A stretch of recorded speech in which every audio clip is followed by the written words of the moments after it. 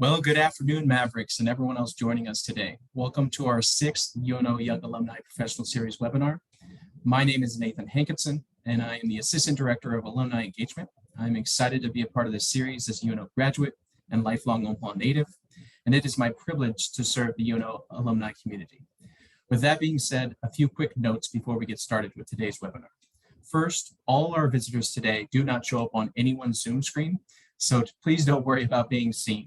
However, know we are always open to adapting webinar structures to further enhance this event. So anyone interested in future sessions with more interactivity and visibility, please just respond in the live chat now with the word camera. Secondly, in the spirit of engaging our webinar attendees, we are encouraging everyone here today to participate in the live chat. It can be anything from a question to a comment, and anyone that does post in the live chat will be entered into a raffle to win a UNO alumni t-shirt, which will be mailed to you. So the more you comment and ask questions, the better the chance to win. Thirdly, if anyone in attendance today would like to receive a UNO alumni pin, like the one you see here, simply respond to the email that you received confirming your registration. And with that, today it is my pleasure to welcome Jade Jensen, who is a UNO MBA graduate and Chief Operations Officer of Appsky, which is a local software company that focuses on mobile app development, progressive web app development, and website design. Today, Jade will speak with us about the local tech gap and how it impacts small businesses in Omaha from an operational perspective. And Jade will also discuss how she has emerged as a leader in a tech company by leveraging her BS in Marketing and Management and her MBA after graduating from UNO.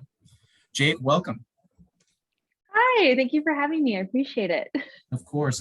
And before I turn the reins over to Jade, please note, as mentioned earlier, that if you have any questions for her, feel free to put those in the chat box and we will try to address those later in the presentation during the Q&A portion of the webinar. With that, welcome, Jade. The floor is yours. All right. Well, good afternoon, everybody. Thank you, Nathan, for setting this up, and thank you everyone else for attending this webinar today. I'm going to start by introducing myself and how I got involved in a tech company. Then we're going to walk through some of the problems that are associated with the tech gap that we're currently experiencing in the Midwest, and then talk about the kinds of opportunities that are available to those who may be interested in getting into the tech field, but might not know where to start. Then I believe we have Q&A, so that is where we're going to begin. As Nathan mentioned, my name is Jade Jensen. I am the Chief Operations Officer and co-owner of Appsky. We are a local software development company that specializes in progressive web app development and mobile app development. So we typically work a lot with tech startups and other businesses that are looking to create software that solve problems either within their business directly or find a way to sell software solutions to other businesses that are experiencing problems within their industry. Then last year, we acquired an e-learning platform or software tool used in early childhood development called KIPS. And I've been responsible for leading KIPS and kind of running that business from a day-to-day perspective. I actually recently hired someone to take over those operations. And now my focus has been a lot on customer engagement and figuring out ways for us to improve the software. It was built in the early 2000s, and we were able to secure a grant through the Nebraska Department of Economic Development to rebuild the tool and hopefully offer a more and better experience for our current customers and to gain new customers. So I received my BSBA Marketing Management in May 2017 and graduated UNO with my MBA in December 2018. I definitely believe that my experience at UNO contributed directly to where I find myself today. As they always say in business, it's all about who you know, and being involved in various clubs and organizations is key to developing those connections. So for me, when I first started college, I knew I wanted to do business, but I always imagined myself being that, since I'm a type A person, climbing my way up the corporate ladder. And I'm kind of happy to say that didn't happen to me. I ended up getting involved in an organization called Collegiate Entrepreneurs Organization, better known as CEO, in college. And because of that, it took me down the entrepreneurship and tech route. So how I got involved in Appsky is that one afternoon at a CEO meeting, probably about a month or two before I graduated, Taylor Krinsky, the founder and CEO of Appsky, came to speak at our CEO meeting about a new business he created 6 months prior.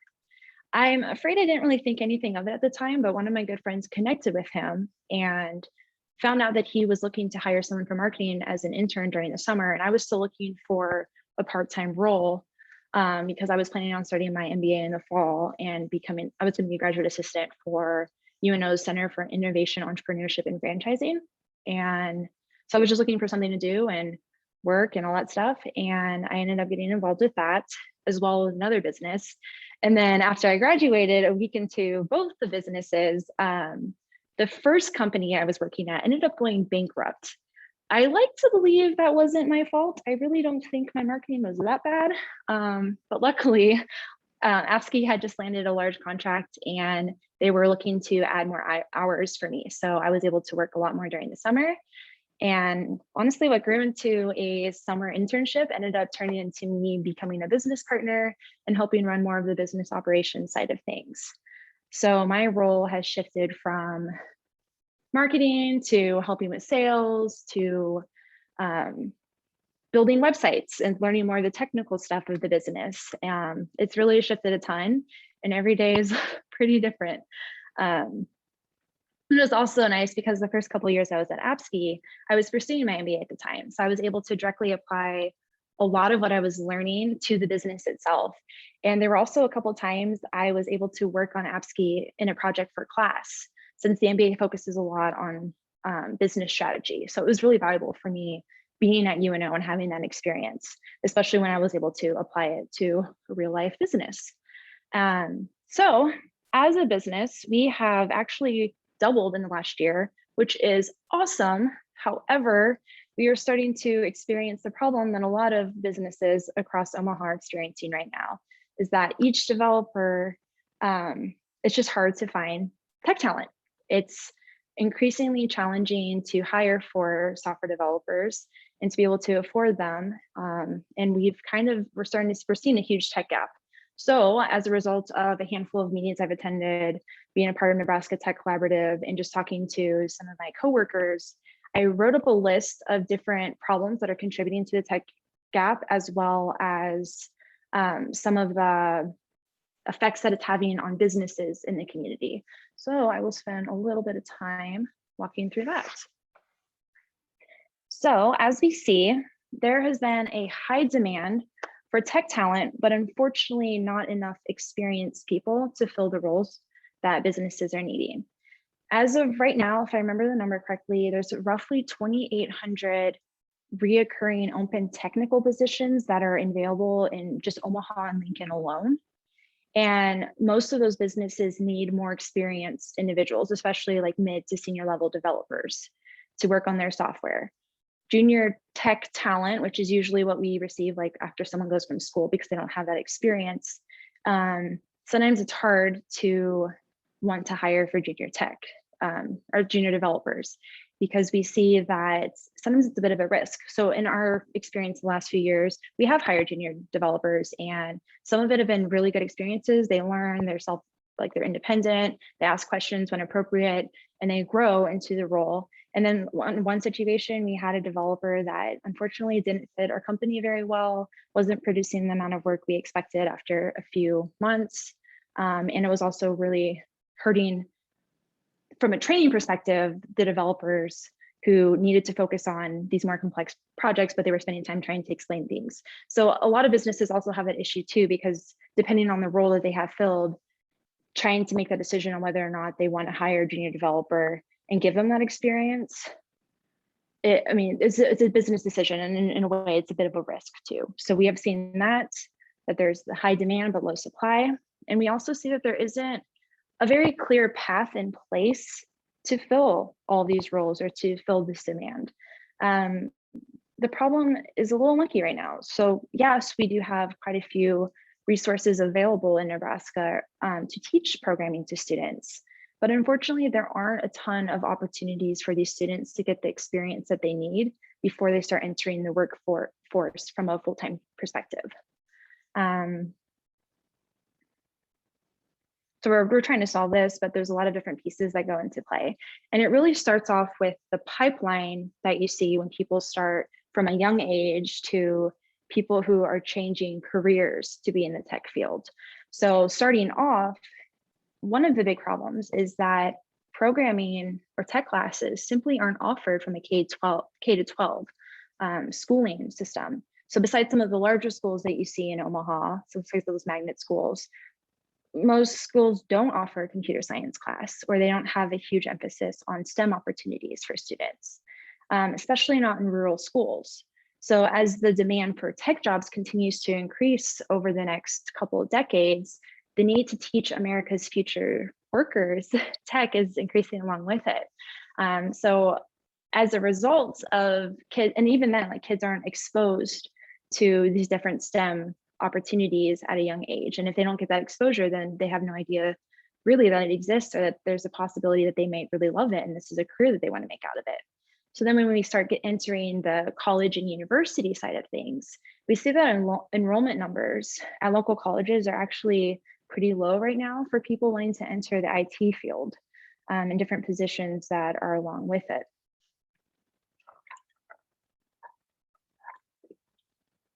Continuing on with that, we see that there isn't enough focus on the different career paths that are in tech. So oftentimes when you think of tech jobs, you think, oh, you have to be a programmer, you have to be a software developer, you have to, be in the code all day. And that's simply not true.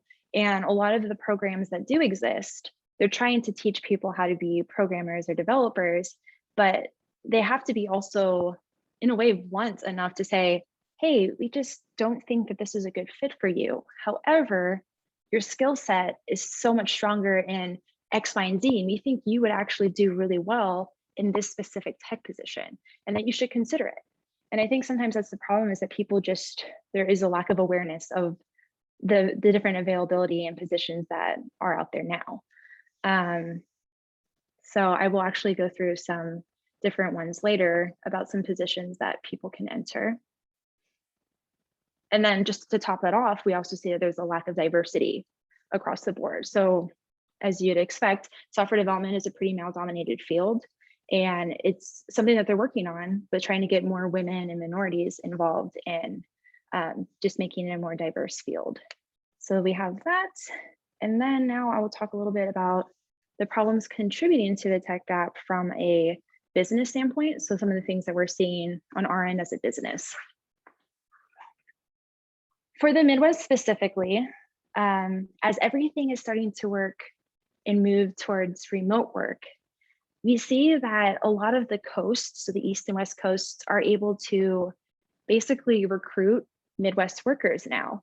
And especially if those Midwest workers don't have the desire to move, now they have the ability to make salaries from higher cost of living cities like New York City or LA on the coasts, that on the other hand, as a business, like especially smaller and middle-sized companies in the Midwest, we don't have the ability to afford salaries at that high of a level. Or if we do try to do that, we have to increase our rates and start putting that onto our clients, in which some of them might not be able to afford a rate increase like that, so that we can afford those developers. And the other issue that we start to see is, because there's such a high demand for software developers in Omaha and in the Midwest, corporations that have the ability to pay a lot of money and offer really good benefits are kind of inflating the salaries that we see for software developers. So for example, there's this one person that we were connected to that told us that someone from their company was making probably roughly $120,000, $130,000 a year. And they recently got a job offer to do the exact same thing, making $100,000 more than that. So someone who's making $230,000 a year. And of course, like as a business, you'd be like, well, we totally understand why you would want to leave. I mean, that's great. I mean, why wouldn't you want to make that much money? But it does hurt the business, like especially smaller and middle-sized companies, because I know that we couldn't afford someone who costs $200,000 a year. Not quite yet, but we see that. And it gives developers and other people in tech positions the ability to be very picky and choosy about where they want to work. And again, that just kind of hurts Midwest companies more and more. But we'll see a change, I'm sure, over time. And then, and just I guess more so like state initiatives, we haven't really seen too many direct incentives at the state level to encourage technical people to move to Nebraska or to boomerang back to Nebraska if they lived here previously. And I think this is kind of a problem across the board. I mean, we're always trying to figure out ways to get more young professionals, regardless of the field that they're in, to come to Nebraska. So there's some work that needs to be done on that end. And then from an entrepreneurship perspective, we're seeing that compared to other communities and other cities across the United States, there's kind of a lack of funding, and we do have funding sources in Nebraska, but compared to other places, you just don't see it nearly as much, which makes it harder if somebody who is in the tech field wants to start a tech startup. That transition is harder because they might want to get the funding before they quit their full-time job to work on this full-time, or even to be able to afford software development, like from dev shops like us and things like that. So funding is kind of a barrier that we can kind of see. And then for the ecosystem as a whole, and part of it had to do with the pandemic, is we see that there's poor community engagement within the tech community. It used to be better, obviously. There are meetups that are available across Omaha. There's Tech Omaha, which usually they host a couple big parties every year, and it's a lot of fun. It brings all the tech people throughout the community together. So we just have to keep working on different initiatives to get people together for that. And then we just also just need to work on encouraging entrepreneurs in tech. Let's see. So I'm not saying like all these problems exist. We have recognized this in our community, and I'm not saying that there aren't solutions to these problems that are currently available or becoming available. But we do need to work together to solve this, and I'm afraid there just isn't a single one-size-fits-all solution for this. So for example, we do have quite a few local universities and educational opportunities. People can get degrees at UNO, UNL, Creighton, Metro Community College has their own code school, Midland has a code school, AIM code school, there's a data science academy, and I'm sure there's more that I haven't listed. And then you also have organizations that are starting to pop up as well. So you have Newco Studio. This is a nonprofit that recently was created to give college students the ability to work on real projects, real time, and also interact with the clients. So not only are they getting the experience of programming projects, but they're getting those skills to be able to communicate well with clients about their project, especially from like a tech perspective, and be able to, I guess, translate that, because sometimes people don't understand all the technical stuff, which makes total sense. And then you also have like the Nebraska Dev Lab, and they're also a newer thing that's coming up that is kind of like a continuing education for individuals who want to move from like going to school and then getting that real world experience while continuing to have mentors and people work with them along the way. And then you have a place like Code Ninjas, and Code Ninjas does a lot with elementary and middle school education for tech, and just teaching them programming and how to get all that experience. And then on the plus side, if there's any high schoolers or college students who are interested in teaching that to kids, and they can get that experience as well. And then I think the last thing I'll probably mention is the Nebraska Tech Collaborative. This is just an incredible organization that is run by Jana, who's doing an awesome job. And basically this group is designed to bring together different tech leaders from the different businesses and organizations across the state together to start solving some of these problems that are listed. Some of the problems I mentioned are from the conversations that we've had in these meetings. So I'm really just kind of summing it all up for you. And then we kind of see those are just some of the solutions that exist now. Well, one of the, I guess, other solutions or way to tackle the problem is for individuals like you to consider getting involved in either joining the tech field or providing opportunities, if any of you have children, to teach them about different STEM fields and just give them those opportunities to learn and decide for themselves if it's something that's worth pursuing. So let's see. When I first started working at Appsky about 4.5 years ago, I was that person who knew next to nothing about technology. I mean, to the point that I had no idea you could have a monitor that you could just buy it from Walmart for like $100, maybe a little bit more, connected to your laptop and have two screens. I didn't know that, which would have been so helpful during those days when you're writing research papers and you want to have your research here and you want to be able to write the paper. Anyway, that's not the point, but I can say I have learned a lot about technology in my time, and it's something that I think is very easy for people to learn. Like for example, I have a decent understanding of what goes into an app. I could tell you like, okay, you need to build user stories. I can talk about back-end databases or focusing on the importance of UI, UX design. So basically like, how does this app function? How do you, like, where do you want to best place these buttons so that people can find information easier or do what you want them to do, or like the calls to actions. All of that goes into the development of an app, and we think design is very important for that aspect.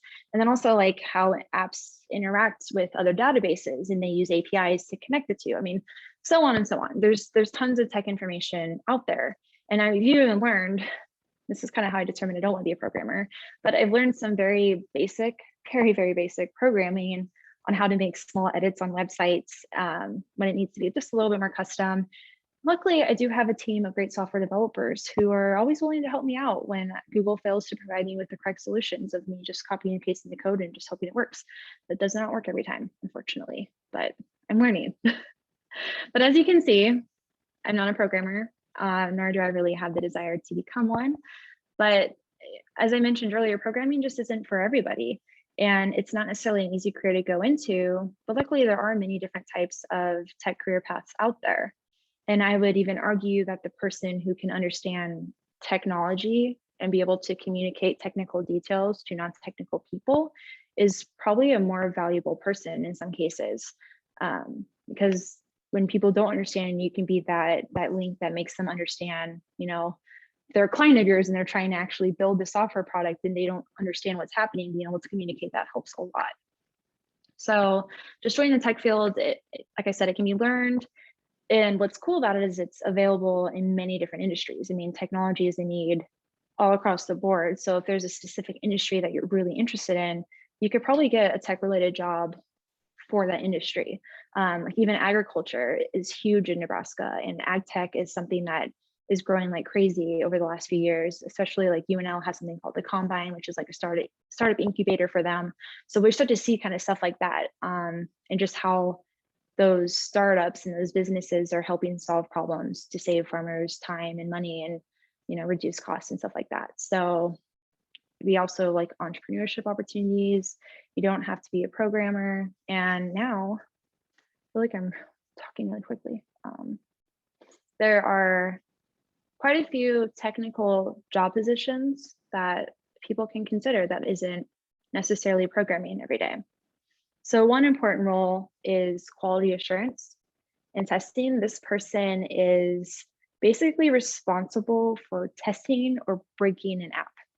They look at the details, they make sure it matches the designs, they press all the buttons a ton of times until something just gets broken so that you can test all the bugs before you launch the actual software. And just a little plug, we are hiring for this position right now. So if you know anybody who's interested, please have them apply on our website. My contact information will be included at the end of this. And then there's also a role like a system analyst, a person who focuses on assessing more of the back-end problems and figuring out different solutions to solving those issues to clean up the system and things like that. You have a business analyst, and this role kind of looks different in different businesses. A lot of these roles can look different depending on where you work. But this person usually helps marry the business and the tech together. And they typically focus on processes, implementing new technology, and in a way can help manage projects. We are also looking to hire this position. So if you know anybody, please let us know.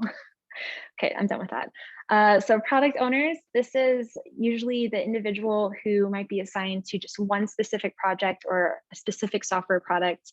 And their goal is to really guide the process of this product being built and help manage the whole development process. So they're usually responsible for communicating the client's needs to what the developer needs. and just giving them like the tickets and stuff like that they can build out. And then of course you have like your project manager, and the project manager is a pretty straightforward role. They manage multiple projects and they kind of oversee the bigger picture, risk assessment, things along those lines. Then you have technical support, IT support, technical recruiting, helping employees get hired, or trying to find employees for businesses and vice versa, or helping people get employed. Technical writing resources and documentation that can communicate how the systems work in a lot of ways. And then another example would be like a release manager. This person helps with releasing projects and like the process that takes to push out beta like testing projects before it's launched further, and then being able to actually launch the update on the App Store or something like that.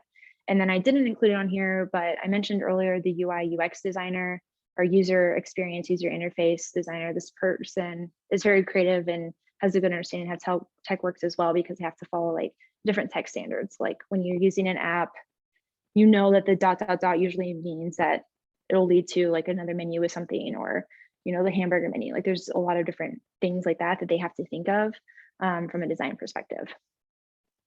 And those are just kind of list some of the different choices you may have if you are interested in exploring tech, like a tech career. And then if looking to get started,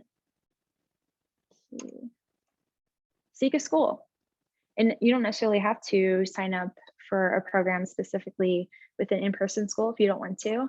There's a lot of online resources available as well. So like Code Academy, I think, is a really good example of a good school or online school that teaches programming. And I think it's a free resource as well. And then there's just tons of stuff online. You can create test projects and do it through like GitLab. You can complete tutorials online. So let's say you wanted to work on a specific programming language. Well, most programming languages actually have tons of resources and documentation online, and they can walk you through how to build apps or use or create certain functionalities within a tool. Attend meetups. I know these are starting to come back in Omaha, and I'm sure in Lincoln as well, but there are quite a few meetups that sometimes are very specific to certain programming languages, or like if you wanted to build websites, I know there's a WordPress meetup, or you can, like Tech Omaha is a good website to check out as well, because they list a lot of those things. Let's see, talk to professionals in the field. So I think most of you have probably done this before. I did it a lot, especially when I was a student. But if you ever really want to learn about a specific position, people in Nebraska are really nice.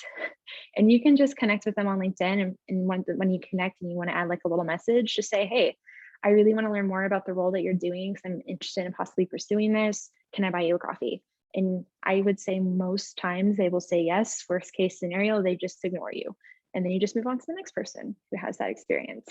And then you can also ask to shadow them too, if you're really interested in learning more about the role and their company allows you to do something like that. A lot of cases you might have to sign like an NDA or something like that, but that's an option. And then of course, there's plenty of material that's available for you to just read. I think there's like a programming for dummies or HTML for, you know, like those kind of books. There's also a lot of other resources and even podcasts that talk about how technology is across the board. And yeah, I think that's all I had. I know I kind of walked through that a little quickly, but it does look like we have quite a few questions, or at least people looking in the chat. Well, first off, Jade, thank you very much for your presentation. Really appreciate it. I certainly learned a lot, and that idea about commenting on someone's LinkedIn and having a coffee from there, that's a great takeaway. So really appreciate you bringing that to the group here. And to get started, I do want to just say thank you to the attendees. I really appreciate your involvement. Certainly keep that up. Really appreciate any kind of feedback, comments. I know that we didn't just have questions. There was a lot of good feedback just from a comment perspective. So thank you very much. Just to start out here, Jade, our first comment was a CEO sounds wonderful. I spoke with the current president at the Student Involvement Fair, and it sounds like a great extracurricular organization for students. And I don't know if you want to comment to that, but as a follow-up, I hear that it's hard to find people to do in software development positions, but when I hear stories of students and even friends applying for positions, they get rejected. Why is that? The results of rejections discourage qualified candidates. Okay. So for the first one, CEO is awesome. Definitely recommend just showing up. I'm pretty sure they're still running it. I followed them on social media, so I saw that they had an event. Usually it's Wednesdays afternoon, I think still at 4 p.m. There's a lot of great people there that you can interact with and learn a lot from. When it comes to hard to find people to do software development positions, but when you hear stories of students and even friends applying for positions that get rejected, I think this really depends on the business. Oftentimes, at least from what we've seen, sometimes people will apply for positions that we're hiring for, but they don't actually have like the technical skills that we're looking for, because sometimes it has to be very specific. So we'll see that they like they'll list like all of their experiences, but sometimes it doesn't have anything to do with what they're actually applying for, or they don't have the experience for what we're looking for, which probably isn't a good answer. I'm sure different businesses have different reasons for this too. Or if they are fresh out of school, sometimes they don't always want to take on the risk for younger people. And it's like I said, it's kind of like this weird problem that's experiences, because we need to hire people fresh out of college so that they can get the experience that they need so they can work the jobs that we need them to fill. But you're still running into the problem, like sometimes it is a risk to hire junior developers because they don't have that experience.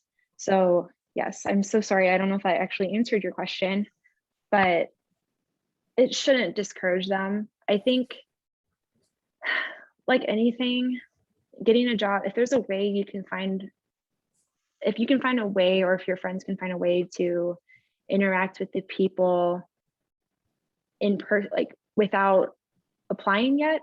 So like, I guess for like me, when it comes to finding jobs and stuff like that, I've always tried to use my connections or meet other people. So I think sometimes it could help if they reach out to someone they might know that might be connected to them on LinkedIn, or see if they can even just meet with someone who works at the company and like say, hey, I'm interested in this, but I wanted to ask questions about it to see if I'm a good fit. And I think that general initiative helps you even get considered, or that person might really like you and want to like, hey, this person is going to apply. Like, I think that they might be a really good fit for a company. Because at the end of the day, soft skills are much harder to find than, like, you can learn a lot, but if you're just easy to talk to and all that stuff, and they see that, then they're more likely to hire you because they understand that you are excited to learn and you want to do that kind of stuff. So hopefully that helps answer that question a little bit. Well, thank you very much, Jade. I think that we'll certainly follow up on some of these questions here. The next one, before we get to that though, I kind of just want to create a connection line. So it sounds like, with some of the technical job positions that you mentioned that you might not need a traditional IT background in, it sounds like, getting your face in front of the leadership within that company or their hiring manager, going to different events, social networking events, professional networking events within Omaha. That's kind of the through line to make you stand out. And what would you say in terms of, if you are someone coming into it that doesn't have a typical IT degree, how do you paint that picture beyond getting to know them personally in person, but also on the application or on the cover letter? What would you recommend from there to paint the picture that they are a good fit for that position, even if they might have a non-traditional background? Being able to communicate your interests without, so how do I say this? There's this person who applied a while ago who was trying to sell themselves in a way that made us uncomfortable. I don't know how to explain it. It was just they were trying to, like, the way that they were describing, like, oh, they have this passion for this and and it was just almost cheesy to the point where we were like, this person sounds like their ego's kind of inflated about themselves. And I think the biggest thing is just be real, be who you are. And when you apply, try to figure out ways to make you stand out. It's like when you apply for positions for things, they always tell you, like, when you're working on a resume, try to highlight some of the skills that you have done previously that could relate to the position that you're applying for. And I think that's key, because sometimes people don't do that. They just submit their resume over and over and over again, all these places. And once you start, you can kind of tell to a point when people are really trying, or they don't really care. They're just kind of over it, and they just, it's whatever at this point. But we see that sometimes. And it's just like, okay, I'm sorry. Does that help? Absolutely. No, I appreciate the candidness and certainly appreciate the tangible advice. So thank you there. And to get back to the chat questions here, a follow-up was, are there any scholarships available at your organization for students that are interested in STEM? I would expand that to maybe even include internships. Is that something your company's explored? So we actually recently hired our first software developer intern, and he's directly connected with Newco Studio. So our CEO, Taylor Krensky, he's actually one of the people involved on the board for that. And we are working directly with him in Newco Studio to start working on offering internships and stuff like that. At this time, I don't think we necessarily have any scholarships available, but there are different nonprofits that exist that I think are trying to help get people, our students, more involved in STEP. So if you're thinking from like I can't think of any. There are like middle school programs and elementary school programs that are working on encouraging, like having different events and stuff like that to get people involved in tech. I don't know if there's a ton of scholarships available. And I know like if you went to Midland Code School or Metro Code School, I'm sure they have scholarship opportunities available for them too. Like I know UNO does. Even Code Ninjas for kids has a way you can apply for a scholarship too, so that they can get that education. It's just a matter of digging. And I almost wonder if there's, depending on what you want to do, if there's like grant opportunities through the state as well. Some businesses participate in Nebraska Intern, and that is a way for them to be able to fund internships as well. Perfect. Well, thank you very much, Jade. I appreciate that context. And moving forward here, what just simply, what got you into this field, and was this field your first option? So what got me into tech or business? I think that there's a combination, there's a gray area there. You can certainly speak to what you're passionate about and just kind of maybe give a macro view of it. So when it comes to business, honestly, I really wanted to teach for the longest time. I've always wanted to be a teacher up until my senior year of high school, when I started working at a Sonic drive-in, and I was just one of the car hops. And then I was about to put my 2 weeks in because I hated my manager, and she ended up putting her 2 weeks in right before I was going to, and it just happened to be before I turned 18, 2 weeks before I turned 18. So like timing was perfect. And then the guy who owned the store asked me to be an opening manager on the weekends. And once I was able to have like some control on organizing better, I started to love the job because everything was working more efficiently. And that's what made me discover I really wanted to do business, because it's kind of fun. You're like problem solving and figuring out like, okay, this is an issue. How do you fix it? I did not. And then when it comes to tech, I really didn't think I would ever want to get involved in tech at all. It really was just like one of those situations where I went to Collegiate Entrepreneurs Organization, and I just someone I knew happened to meet the right person, which was Taylor, and I got connected that way. I wasn't even planning on staying at Appsky. It just kind of worked out that way, that I was still needed, and we just kind of moved into that. So and now I find tech a lot more interesting because there's so much you can apply to it. Like I said, agriculture. Just think of any business, it uses technology and all these like different software as a service type tools. I mean, even Zoom itself is a tech product, and you can work at Zoom, and you can work at all these QuickBooks and all these other places, and even Facebook and Amazon. That's all software, and there's always a team that's dedicated to filling those tech needs. Mm-hmm. Absolutely. Well, and take it from someone on my end. I think I changed my major 3 times after my freshman, by the end of my freshman year. So I certainly understand, it's a difficult decision to make and what you're going to go into. And I think it's certainly fluid. Along those lines, do you guys have anything on your social media platforms highlighting some of maybe those opportunities to meet you and your other leadership? Any in-person events or even online events that you guys offer that are open to the public that, for example, if anyone here wanted to attend and kind of get to know you, are there opportunities like that available now or in the future? Right now, no. We haven't done, again, like once the pandemic happened, we kind of just, I don't want to say dropped off the face of the earth, but we kind of just, most people just stopped going to events. We couldn't even host any. We used to run 1 Million Cups, which was the weekly entrepreneurship meetup. I'm not sure what it looks like to get that started again, but we also run a meetup called Coffee and Code, That's a monthly meetup that would happen at Hardy Coffee Co. in Benson.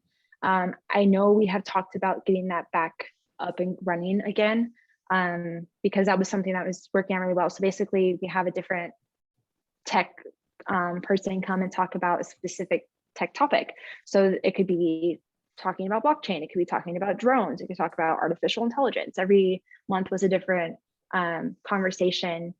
And it was always just really neat to learn about what all technology can do and the types of people who are working in the tech field. So that was a good way. We usually are a good meetup. We usually had around 20 to 30 people show up for that. And I know we want to get that back going again. So I'll get the ball rolling on that, because I definitely think it's a need for us to start getting on that again.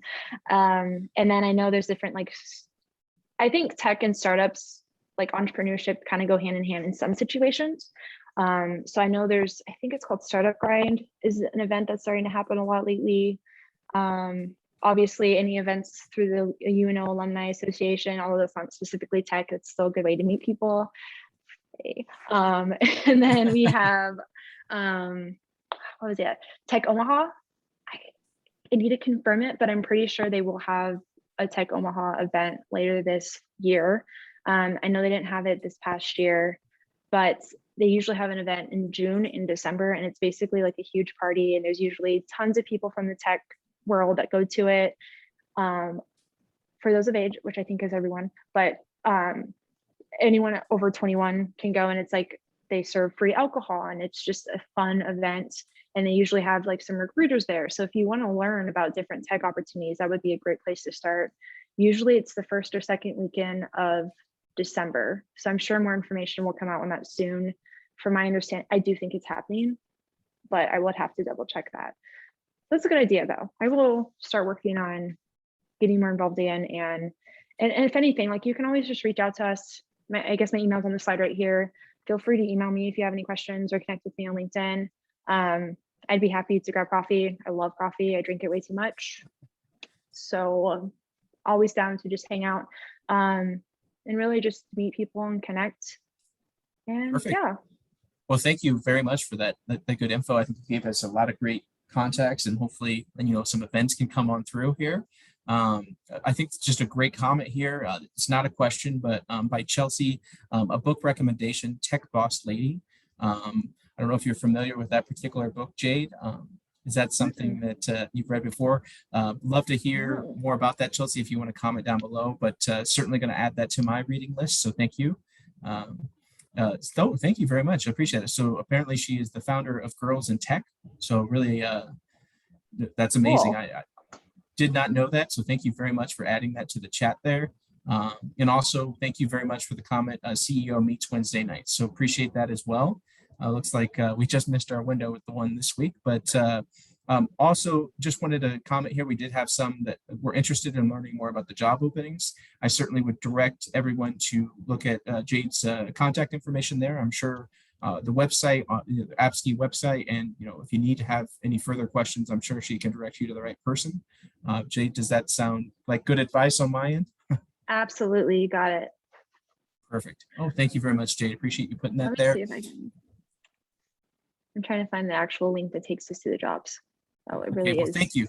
And while you're doing that, Jade, I just want to say I really appreciate everyone being a little bit more engaged with our webinar. We're certainly trying to just make it interactive as much as possible. I know some are apprehensive of having their face shown, but we just want to make this work for you. So want to give a platform to our young alumni that are rising stars, much like Jade, and just also help serve you in the community. So really just want to say thank you for coming from that standpoint. A couple quick notes before we hop off today too. One, I want to say that we're really excited to announce that our October 9th Homecoming Fall Festival from 4 to 6:30 p.m. at our new Maverick Park, which is our softball and baseball stadiums, will be open to alumni, and our link is now live. And I believe my colleague will be posting that in the chat here momentarily. Thank you, Bianca. You're awesome. And just want to say, we'd love to have you come. It's open. It's a family-friendly event. Open to anyone though as well. If you just want to stop on by, we'll have games, food, music, activities, prizes.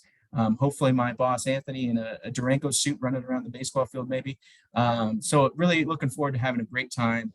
and just everyone to get to experience the new fields. I was just speaking to Jade prior to this meeting, and I think a lot of people don't realize that those were built right by Baxter Arena off of Center.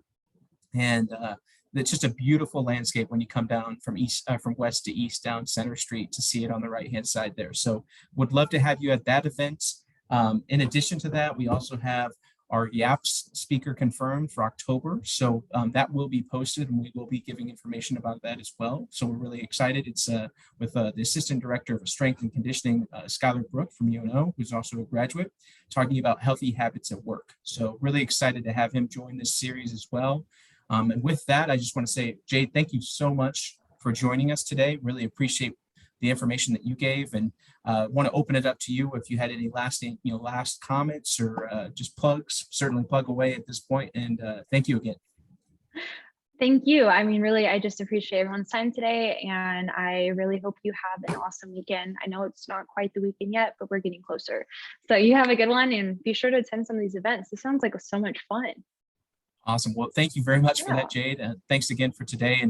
And thank you to everyone else as well. Just really appreciate it yet again for your involvement and engagement. The chat, I will be saving the chat here, so don't worry. We will be running our raffle for anyone that volunteered and commented. So thank you. And with that, thanks again to everyone. Enjoy your afternoon, and go Mavs. Thank you.